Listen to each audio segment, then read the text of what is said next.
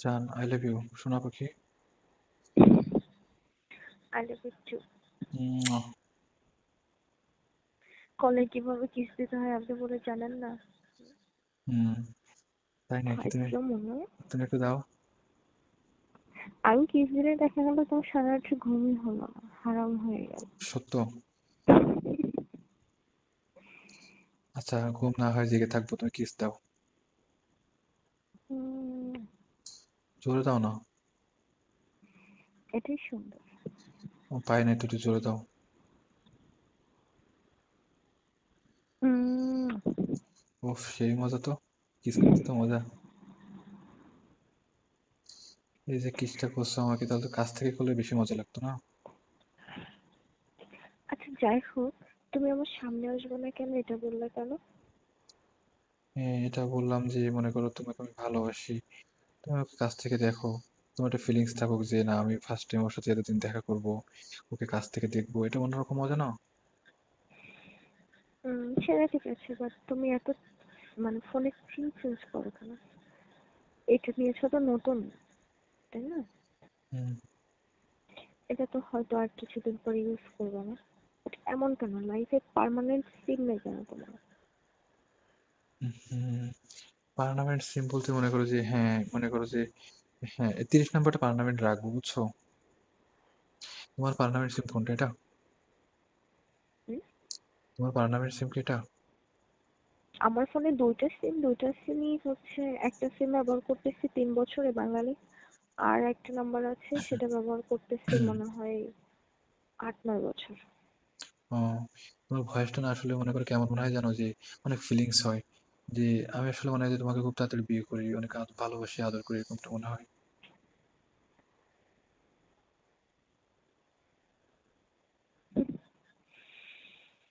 কথা বলো না কেন, কথা বলো। আমাকে আমি একজনকে একটা ছবি দিয়েছিলাম আমার, হুম। সেই ছবি থেকে আমার চোখটা কাট করেছিল।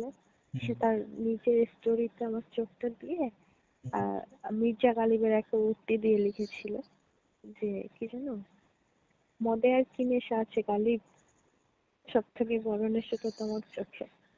হ্যাঁ, প্রিয়ার চোখ। হুম, আচ্ছা। তো আমি তো তোমার চোখের মায়া পড়তে চাই না, আমি তোমার মনের মায়া পড়তে চাই, বা তোমার প্রতিটা জিনিস আমার কাছে ভালো লাগুক, এটা আমি চাই, বুঝো না? আমার মাথার চুলগুলা দেখছো? হুম, তোমার চুলের ভিতরে না মানে মুখ লুকিয়ে রাখবো, বুঝছো? চুলের ঘ্রাণ নিবো। হ্যাঁ, চুলের ঘেরা নেবো, ঠিক আছে, তো যত্ন করতে হবে, হ্যাঁ। অবশ্যই করবো। আমার বউ জিনিস যত্ন করবো না, অবশ্যই। আচ্ছা জান, বলো। তোমার গায়ের মানে ঘ্রাণটা কেমন? মানে এটাকে বিয়ের পরে বুঝতে পারবো না? না, আমি এখান থেকে কুরিয়ার করে দিচ্ছি, তুমি এখান থেকে নিয়ে নিও। তাই না শোনা? হুম, আচ্ছা, আমি তোমার সে আইডিতে ঢুকে পিক দেখছি, ওটা মেবি তুমি মনে হয়। তাই নাকি? হ্যাঁ। ও আচ্ছা, দুষ্টু। আমি তোমাকে দেখে ফেলতেছি। আচ্ছা শোনো, হ্যাঁ বলো। আরেকটা কিস করো তো। করো না। ওই, হুম, কিস করো। উম, টান দিয়ে করো না, এইভাবে। টান দিয়ে করো না কিসটা। আমি যেমন পারি আমি তেমন করেছি, আপনার মতো আমি পারি না, সরি। একটা করো না একটা।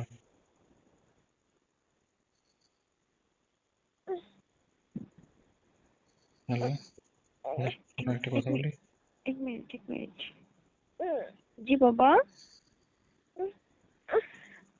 এই ডিস্টার্ব, এই যে ডিস্টার্ব। হুম, কি রে তুমি এমন করে ঘুমাও কেন? আমি তো এইটা বুঝি না, তোমার ঘুমাই একরকম, তুমি চলে যাও একরকম। হুম, সমস্যা কি?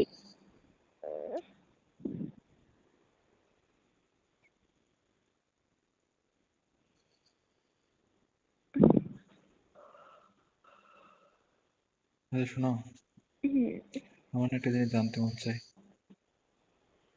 কি?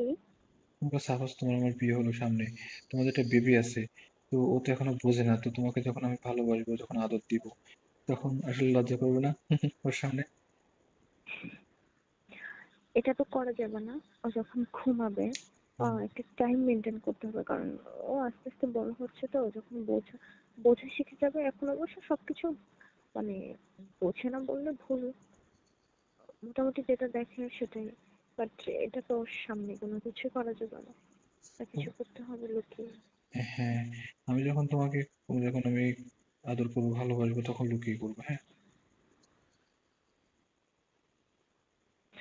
হয়তো রাত্রে তো ও খুব আর্লি ঘুমায় যায়, রাত 8টা 9টার ভিতর ঘুমায়। আর আর বেশি সারা রাত্রে তেমন বেশি একটা ডিস্টার্ব করবে না। বেশিরভাগ তো মনে করো যে, মানে মিলনটা বা মনে করো যে তোমার ফিজিক্যালি এটা রাতে হয় বেশি, বুঝছো? হ্যাঁ, এই জন্য বললাম যে রাত্রে সেটা, আর কখনো কখনো দিনেও হতে পারে। হ্যাঁ, বাট আমার দিনে কি মনে করো তোমার কখনো মানে এরকমটা মনে হয় যে দিনে তোমার ফিল উঠবে, বা তুমি তো আমাকে বলবা যে আমার এখন দরকার, এরকম ভাবে তো বলবো, তাই না? আমি তো তোমাকে বলবো। হ্যাঁ, এটাও হতে পারে, এটা হুম। হয়, এটা অস্বাভাবিক কিছু না। আর বিয়ের পরে কিন্তু আমি তোমাকে শাড়ি পরাই রাখবো বেশিরভাগ। শাড়ি পরে না কাজ করা যায় না, কষ্ট হয়। কেন? নড়াচড়া করা যায় না। আহ, মানে ফিজিক্যালি কি প্রবলেম হয় শাড়ি পরলে? ওটা থাকে শরীরে। হুম, তাও তো ঠিক। নিচে নিচে পেটিকোট পরবা। আহা, আচ্ছা শোনো। আচ্ছা শোনো, হুম। আমি বলতেছি কি যে, তুমি কি বিড়ার নিচের পেন্টিটা কি মানে একসাথে মনে করো যে এক কালারে পরো, নাকি আলাদা আলাদা?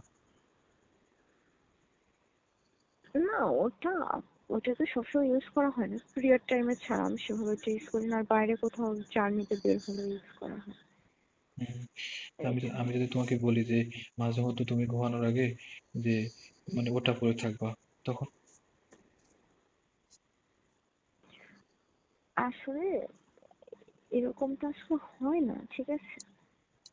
তাই? যে হ্যাঁ, এইটা এভাবে করে থাকাটা না আনইজি, কারণ সবকিছুর একটা ব্যাপার আছে তো, আচ্ছা আনইজি ফিল জান আরেকটা কথা আছে, যখন মনে করো একটা ও স্বামী স্ত্রী অথবা যখন রোমান্টিক একটা মুডে যায়, তখন ওই যে মানে সবার ক্ষেত্রে কি এরকমটা হয় যে কাপড় সাপড় যে গোছানো বা এরকমটা কি থাকে, নাকি পুরোটাই উলঙ্গ এরকমটা হয়ে যায় একটা পর্যায়ে? আচ্ছা, তুমি আমাকে এমন ভাবে প্রশ্ন করছো, তুমিও ম্যারিড ছিলে আমিও ম্যারিড ছিলাম, তাহলে তুমি আমাকে এইভাবে প্রশ্ন করছো? না না, আসলে আমার ক্ষেত্রে এরকমটা হতো যে আমার ওয়াইফের সাথে যখন এগুলো হতো, তখন কিছু কিছু সময় পুরোটাই উলঙ্গ, আর বেশিরভাগ মনে করি কিছু কিছু সময় অর্ধেকটা এরকম। তো তোমাদেরকে সেম হতো তাই বলতেছো তোমার? হ্যাঁ, এরকমটা হয়, সবসময় তো আর হ্যাঁ, তবে একটা জিনিস ছিল কি, পুরা খালি শরীর থাকলে উপরে হালকা চাদর বা কাঁথা দিয়ে রাখতাম, এইভাবে নির্মাণ করা ঠিক না, শয়তানে দেখে। তাই? মানে মনে করো যে আমার এরকমটা ফিল হতো যে পুরো দুজন উলঙ্গ, বাট উপরে কিছু থাকবে, বাট শরীরের সাথে একটা ঘষা লাগা একটা ফিলিংস, এরকমটা হতো তোমার কখনো? হ্যাঁ, এইভাবেই বেশি মিলানো হতো, উপরে কিছু একটা দিয়ে রাখতো। ও আবার খুব সেনসিটিভ পার্সন ছিল তো। হুম। না, তবে এই একটা জিনিস দিক দিয়ে আমি ওকে স্যালুট জানাই, যে পুরুষ মানুষ হিসেবে সে ইজ গুড পার্সন। যে সে আমার কাছে আসার আগে আমার পারমিশন নিত, আমার কষ্ট হচ্ছে কিনা আমার কাছে জিজ্ঞাসা করতো, আমি মন থেকে প্রিপেয়ার্ড আছি কিনা সেটা আমার কাছে সে জিজ্ঞাসা করতো।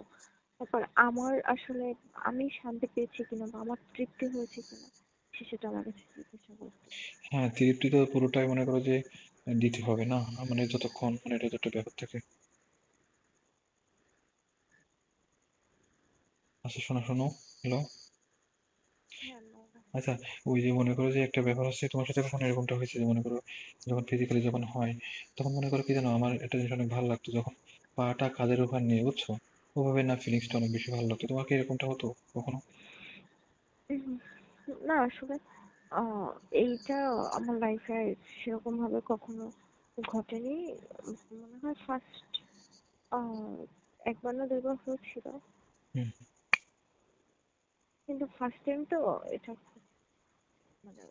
জোরে বলো, তুমি কি আসলে কেমন সব থেকে মানে মানে সব থেকে বেশি মজা পাইতে যে তোমাকে নিচে রেখে আদর করতো, নাকি তুমি উপরে উঠতে, নাকি ডোগে স্টাইলে, কোনটা? আমি নিচেই থাকতাম না, উপরে আদর করতো, মাঝে মাঝে আমি ওকে আদর করতাম।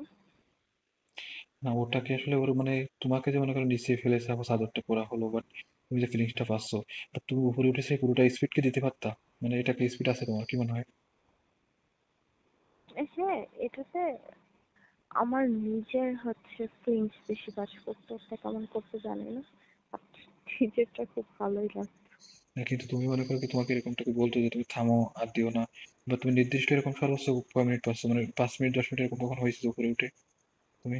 হ্যাঁ, ও আমাকে বলতো যে আর আর না, ঠিক আছে, ইয়ে হয়ে যাচ্ছে।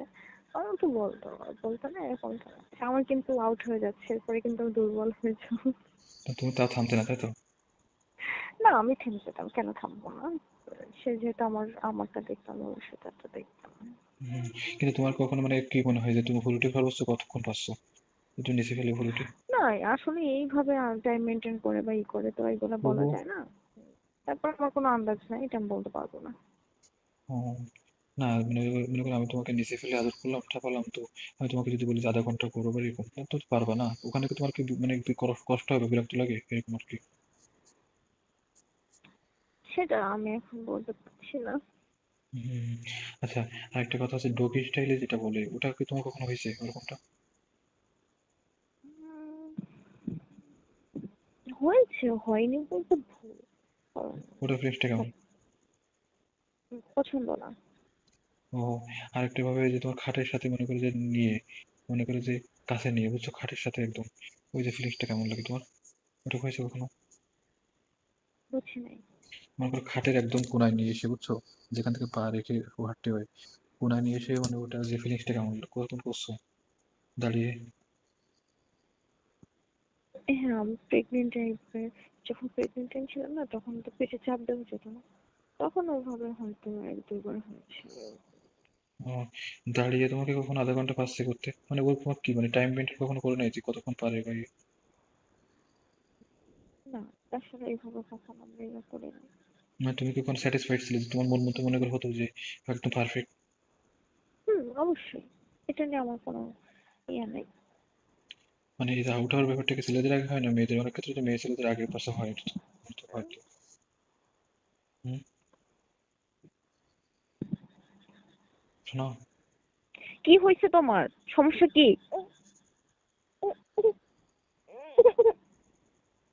এরকম করতেছো কেন?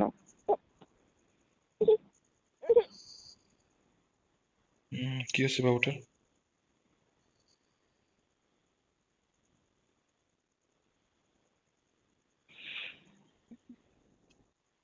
কি হবে, ঘুমাবা নাকি?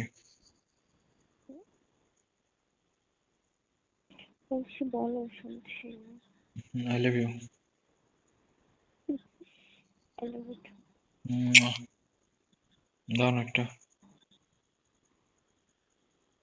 উম, ওকে, আচ্ছা শোনো, বলতেছি আমি যখন তোমাকে বিয়ে করবো তখন কিন্তু তুমি সবভাবে করতেছে ট্রাই করতেছে বুঝছো? আগে করছো? হুম, কারণ তুমি করো নাই, আমি তো করছি। তখন কেমন লাগছে? অনেক মজা। তোমার কেমন লাগছিল? আমি তো এতভাবে ট্রাই করিনি, বলতে পারছি না। তুমি কিভাবে কিভাবে ট্রাই করছো বলো না। আসলে আর এই ব্যাপারে আমি আর কোনো কথা বলতে চাচ্ছি না, কেমন একটা অস্বস্তি ফিল হচ্ছে। অস্বস্তি মানে কেমন? মানে ঘেন্না টাইপের। হুম, কেন? না, আসলে এই ব্যাপারগুলো নিয়ে আমি কথা বলতে কেমন একটা ঘেন্না ঘেন্না লাগে, সত্যি কথা তাই বলতে। নাকি? হ্যাঁ, আমি কখনো যে সবাই এই যে সেক্স ভিডিও টিডিও দেখে না, হুম, আমি কখনো এগুলো আমি ভাতই খেতে পারি না, আমি দেখে কেমন একটা, কি বলবো বাবা। হুম, তাই যখন আমি তোমার সাথে করবো তখন এরকমটা হবে নাকি? দেখো, সেক্স করাটা দেখাটা বা বলাটা আসলে অন্যরকম ব্যাপার।